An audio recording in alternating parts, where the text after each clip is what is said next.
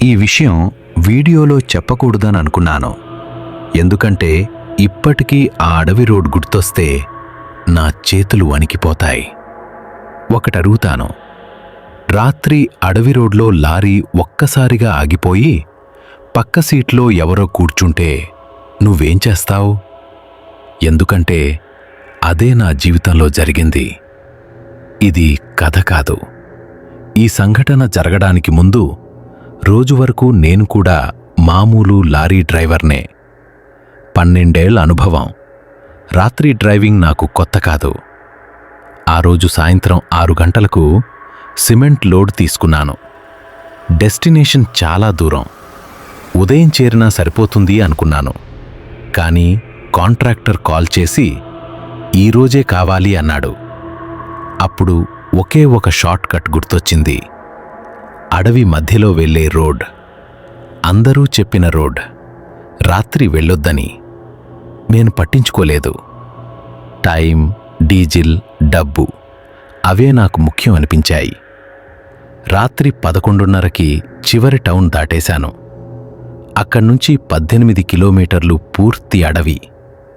Lorry అడవిలోకి వెళ్ళగానే mobile signal పోయింది. రేడియో ఆఫ్ అయింది. స్ట్రీట్ లైట్స్ లేవు. చెట్లున్నాయి, కానీ శబ్దం లేదు. గాలి లేదు. ఆకులు కదలటం లేదు. అడవి అంటే భయం కాదు. అడవి మౌనంగా ఉంటేనే భయం. సరిగ్గా అప్పుడు హెడ్లైట్లో రోడ్ మధ్యలో ఎవరో కనిపించారు. తెల్ల చీర, మహిళ. అడవిలో రాత్రి 12కి ఒంటరిగా. నేను బ్రేక్ కొట్టలేదు. హారన్ కొట్టాను. సౌండ్ వచ్చింది, కానీ అడవిలోకి వెళ్ళలేదు. అక్కడే ఆగిపోయినట్టయింది. ఆమె నడవడం లేదు, నిలబడలేదు. రోడ్ మీద జారుతున్నట్టుంది, కాళ్ళు నేలకి తగలకుండా. లారీ ముందుకు తీసుకెళ్లాను. ఆమె సైడ్కు వెళ్ళాలి, కానీ ఆమె లారీ ముందు మధ్యలోనే ఉంది. నేను స్పీడ్ పెంచాను 50కి. అయినా ఆమె లారీ పక్కన నడుస్తోంది. అప్పుడు లారీ లోపల వింత వాసన. డీజిల్ కాదు, కాలిన మాంసం వాసన. కిటికీ మూసేశాను. అయినా వాసన తగ్గలేదు. అద్దం మీద చల్లటి తేమ. వర్షం లేదు, చెమట కాదు. పక్క అద్దంలో చూశాను. ఆమె తల నా కిటికీ లెవెల్లో ఉంది. జుట్టు గాలిలో ఊగుతోంది, కాని గాలి లేదు. ఆమె నోరు తెరిచింది. మాట లేదు, కేవలం శ్వాస. చల్లని శ్వాస నా చెవిలో పడింది. అప్పుడే పక్క సీటు నెమ్మదిగా దిగింది. ఎవరో కూర్చున్నారు. బరువు స్పష్టంగా తెలిసింది. నేను చూడలేదు. చూడాలంటే ధైర్యం లేదు. లారీ స్పీడ్ పెరిగింది. నేను యాక్సిలేటర్ నొక్కలేదు. స్టీరింగ్ నా చేతుల్లో లేదు. పక్కన కూర్చున్నది మాట్లాడింది. నువ్వు ముందు ఇక్కడే ఆపావు. నేను ఎప్పుడూ ఈ రోడ్లో ఆపలేదు. అయితే ముందు అంటే? నా శరీరం మొత్తం వణికిపోయింది. కళ్ళు మూసుకున్నాను. నోటి నుంచి హనుమాన్ చాలీసా సరిగా రాలేదు. అంతలో కోపంతో నిండిన అరుపు. లారీ ఒక్కసారిగా ఆగిపోయింది. Engine of. నిశ్శబ్దం. ఏ వాసన లేదు. పక్క సీటు ఖాళీ. రోడ్ ఖాళీ. లారీ స్టార్ట్ చేసి అడవి చివర ఉన్న ఒక చిన్న గుడి దగ్గర ఆపేశాను. డోర్లు లాక్ చేసి స్టీరింగ్ మీదే కూర్చున్నాను. తెల్లవారే వరకు నిద్రలేదు. లారీ బయట ఏదో లాగుకుంటూ వెళ్ళిన శబ్దం ప్రతి కొద్దిసేపటికి వినిపించింది.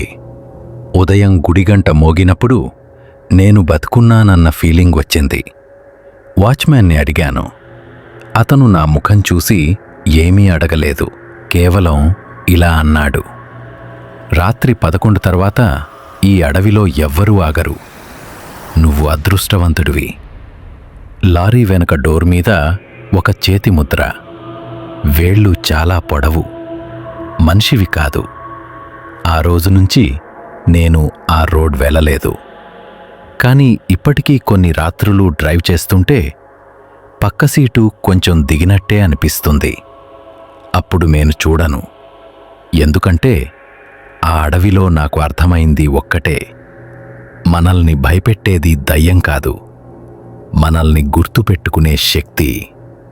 అందుకే ఈ విషయం చెప్పాలననుకున్నాను.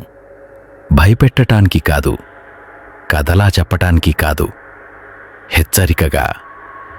ఎందుకంటే ఆ రాత్రి తర్వాత నేను ఒక్కటే అర్థం చేసుకున్నాను: ఆ అడవి రోడ్లో దయ్యం ఉందో లేదో నాకు తెలియదు, కానీ అక్కడ మనల్ని ఆపే శక్తి మాత్రం ఉంది. డబ్బు కోసం, టైం కోసం, షార్ట్కట్ కోసం ఆ రోడ్ తీసుకునే వాళ్లను అది గుర్తుపెట్టుకుంటుంది. అందుకే ఇప్పటికీ ఎవరైనా డ్రైవర్ ఆ రోడ్ తీసుకోవచ్చా అని అడిగితే నేను ఒక్క మాటే చెప్తాను: రోడ్ చిన్నది, కానీ అక్కడ నుంచి మళ్ళీ రావడం అందరికీ కుదరదు. ఇది కథ కాదు, ఇది నా జీవితంలో జరిగిన హెచ్చరిక. ఇలాంటి సంఘటనలు నాకు ఒక్కటే కాదు, ఇంకా ఉన్నాయి. మళ్ళీ చెప్పగలిగితే ఇక్కడే చెప్తాను. వినాలంటే, నువ్వు తెలుసుకోవలసినవే అనిపిస్తే సబ్స్క్రైబ్ చేసుకో.